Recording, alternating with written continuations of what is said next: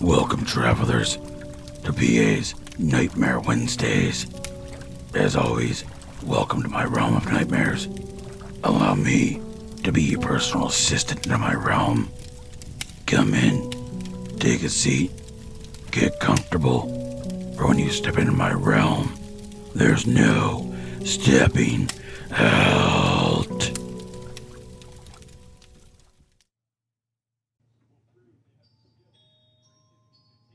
I went to my father's house after he passed away. I went to set his affairs in order.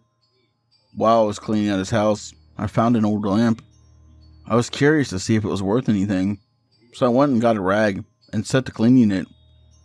As I did, smoke billowed out of the tip of the lamp, and a green creature stood before me. It begged me for my help. It said I could grant it its freedom, and the creature inside begged me to set it free. I agreed, but as I set it free, I was sucked into the lamp, and now I'm trapped inside. So I await the next poor sap to come by, so I can be free once more.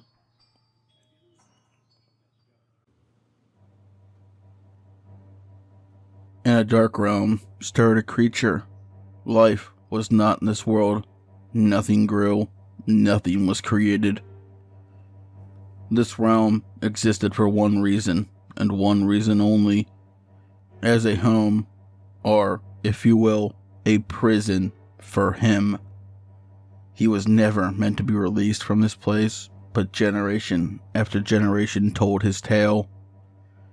It caused him to be able to create a small foothold in the mortal realm.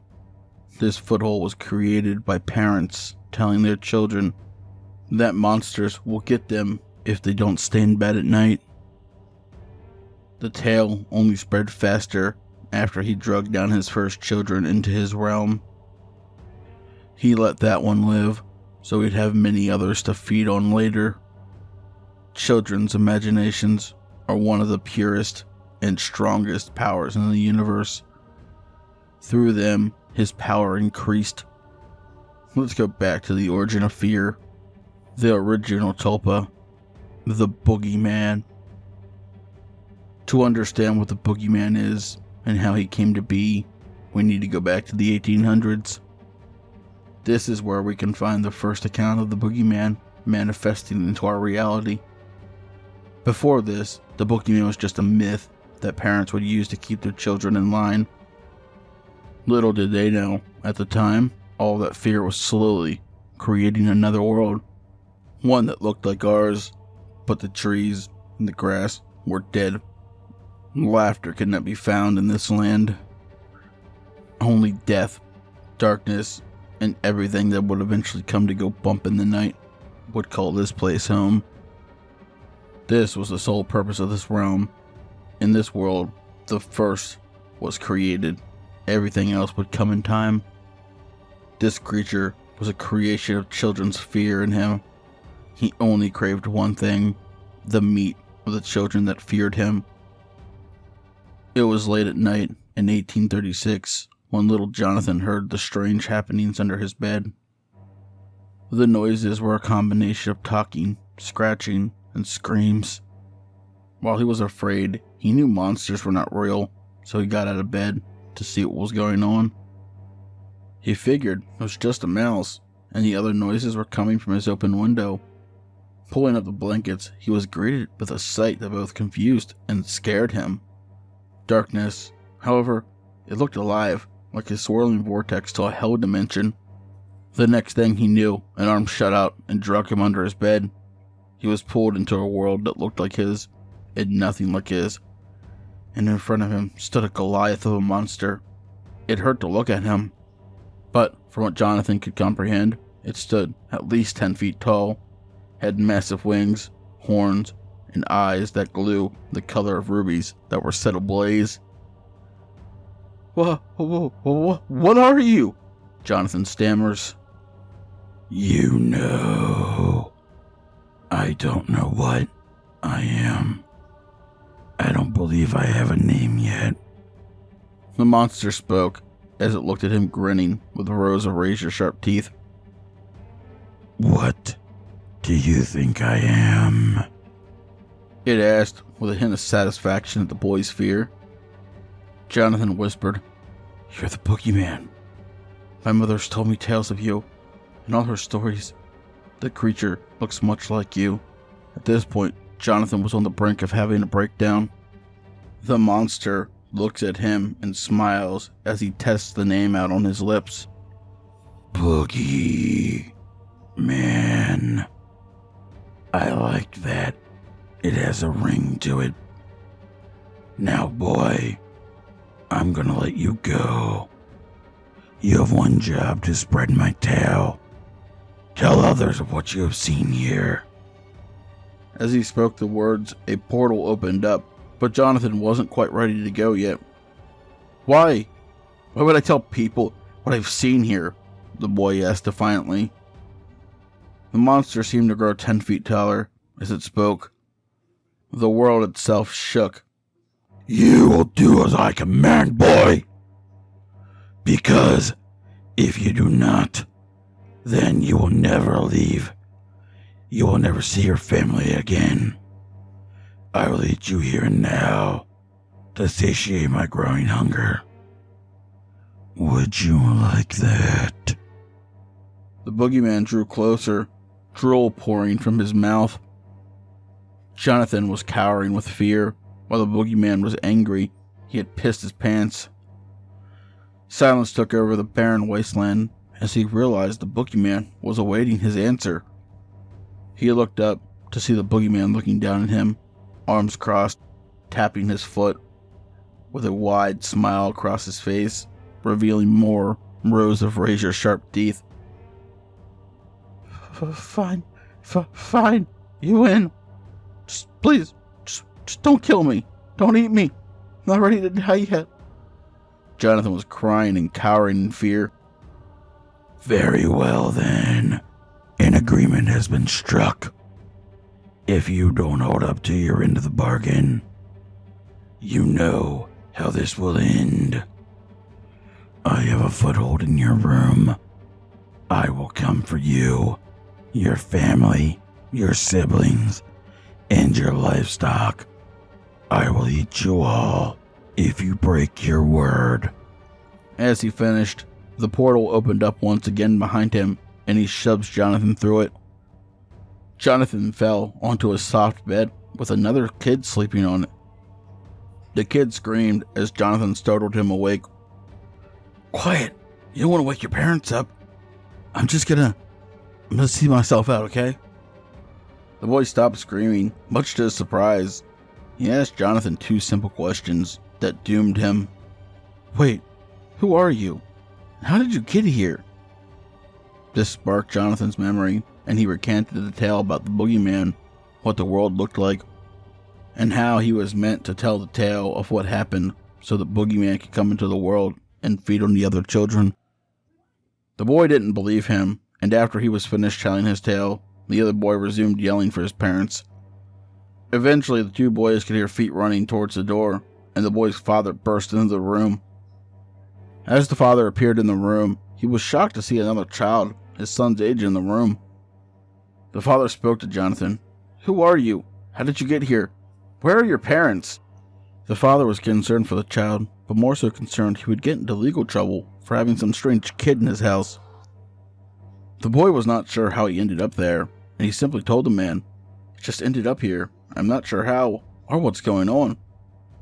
Luckily, Jonathan only found himself a few houses away from his. His father got there and collected him. Jonathan only told his father he had a bad dream, and that when he came to, he was inside the man's house. No one could figure out how he got in, since the doors and windows were locked, but no one looked too hard at it. But they should have. A few days had passed by, and knocks on his front door startled him as he was in the house playing with his toys. He overheard the adults talking about the boy from the other night and how he went missing. They said that all they could find was a shoe under the bed and claw marks leading under his bed. The adults did ask him if he knew anything, if the kid ran away, if he knew of anybody that wanted to hurt the kid, or if he was being chased by someone, and that is why he went into the strange house. Even though he was unsure if the adults would believe him, he recanted his tale of being in the realm of fear, the boogeyman, how he wanted him to spread his tale, how he told the other boy the tale, and then he was gone. He tried to convince the adults that a supernatural monster that lives under beds took him, but the adults said it was trauma or some BS. He knew it was the boogeyman, and he was the reason why the kid was dead. After the adults were finished talking to him, he ran upstairs to his room and shut and locked the door. Shock was starting to overtake him, but just before it could overtake him, he heard a laugh come from under his bed. He turned around to see glowing red eyes. It spoke to him. Good. Good.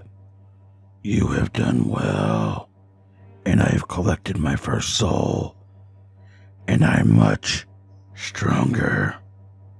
You will go to school tomorrow, and you will tell your friends what happened. Then my foothold in this world will be established. I did what you asked. I'm not going to give you any more souls. I'm not scared of you. You can't do anything to me from your realm, especially if I'm not afraid of you. The next thing he knew, a hand shot out, and the claws wrapped around his little neck. It spoke once more. I could kill you, you know. Your fear is palpable, but it's not enough to make my stay here permanent. I will go back to my realm of fear. You will do this, or I will claim you.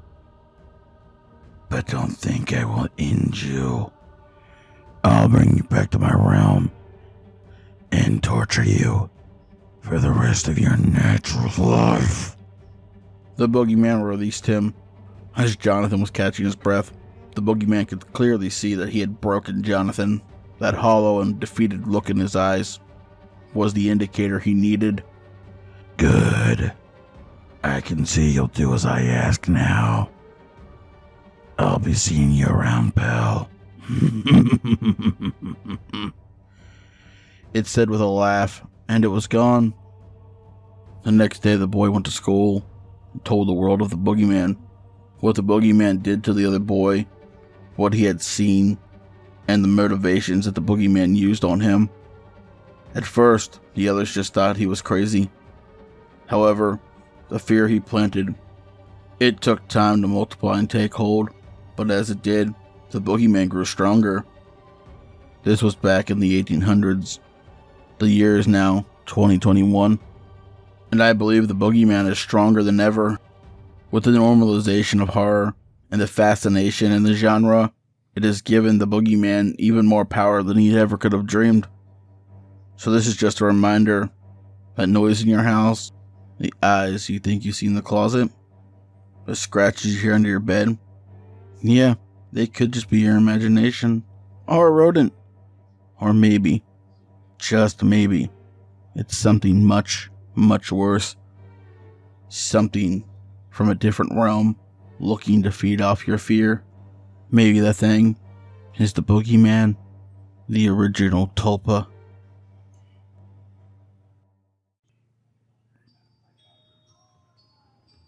I woke up safe in my bed. Thank God that was just a nightmare. Then I was pulled out of my pleasant dream, back into my cruel reality. He will continue to drown for all eternity. Vampire scum like you deserves no less. Roses are red, violets are blue. Look at the red goo he got all over my nice shoe.